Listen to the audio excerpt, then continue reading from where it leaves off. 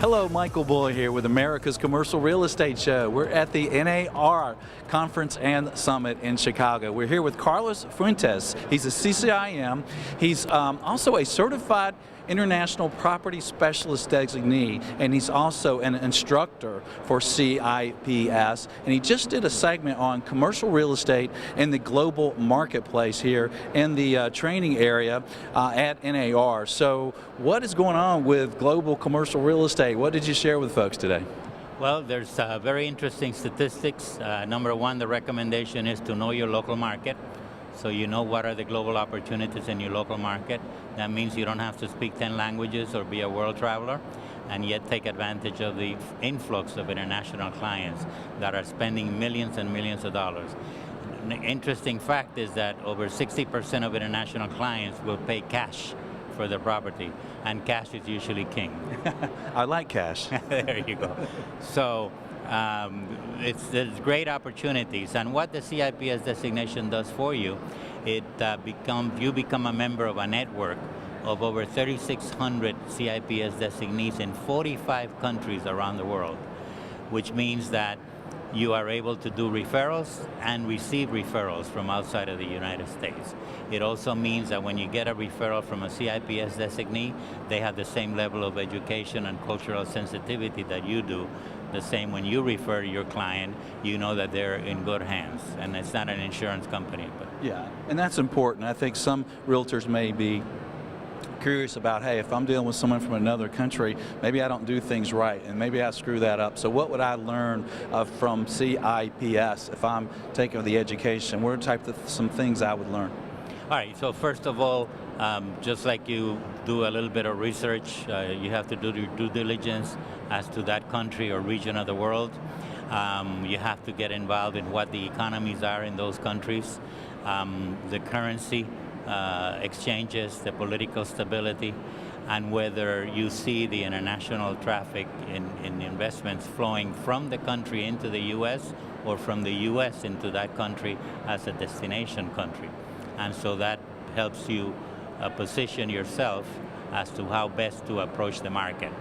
And once you identify a region, then you know that that's an area that you want to market to your services.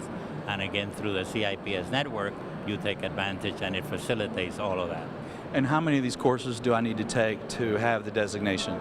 There's a total of 5 courses. 2 are required, which is local market and transaction tools, which helps you in the conversion of currency, area, and time. And then there are 3 additional courses that you take. So it's a total of 5 courses. The other 3 have to do with regions of the world: Europe, Asia and the Pacific, and the Americas.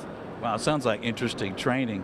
And if you have the designation, I'm sure that's going to open up a lot of doors and a lot of networking. So what do you expect moving forward for international investment in the U.S.?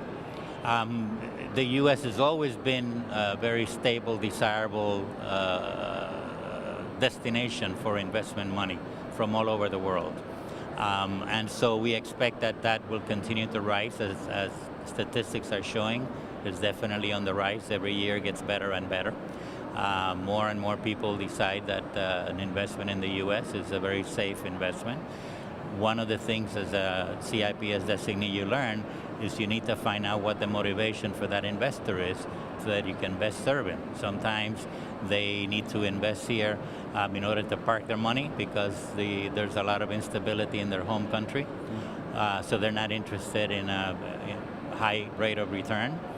On the other hand, you have parents that have their children they want their children to have an education in the U.S., so they come make an investment in a residential unit, try to get a green card visa through investor's visa, and have that investment here that the son or daughter can use while they're going to school. Tell us about the EB-5 program. Is that going to continue? What do you expect moving forward there?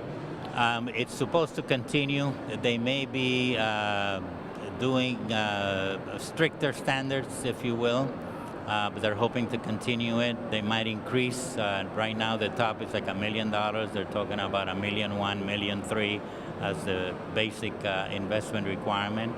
And it's interesting you mentioned that, because one of the big points that you learn as a designee is that an international client that is applying for a green card, once he gets a green card, becomes a citizen of the U.S. for tax purposes. So his or her worldwide income is taxable in the U.S. So somebody that has $1 million to invest here in the U.S. probably has a substantial source of income or a very successful financial position. So prior to the application, they should do some tax planning. And that tax planning obviously has to do with their country. Do they need a tax expert in the U.S. as well? That is correct, and more in the U.S. than in their own country, because many countries' laws are very loose and easy to get around. Okay. But not in the U.S. Okay. Well, if you will, share with the audience a tip. If we'd like to attract more foreign investors to we're realtors, we're at the Realtor Convention, to our business, whether we're residential or commercial. Most of our listeners are going to be commercial. One of the things that we did at my little shop in Bull Realty in Atlanta was we put a translator and a currency converter on the site. And we have pulled in some international investors. What are some tips? Was that worthwhile? And what are some other tips? Absolutely. So one tip is to join the local global council. Your local association should have a global council, and if they don't, you should be the leader in promoting the global council in your local area, because that will create an atmosphere of the importance of international clients. And so I think that would be an excellent first step. And then attending conventions like this one, where we have 1,200 international delegates attending this convention.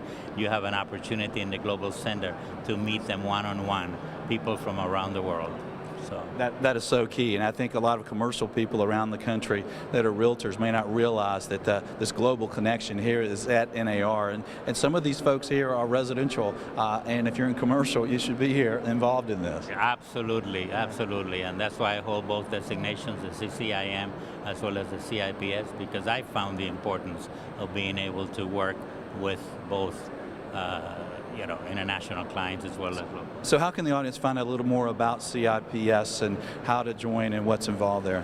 Okay, so there's a website, nar.realtor./CIPS for global, and that will take you to the global pages in NAR. Okay, and we'll put a link below. If you're watching the video or the podcast, we'll have the link there. Carlos, thanks for joining us. Thank you, appreciate the opportunity, and good luck. Thank you. Buena suerte.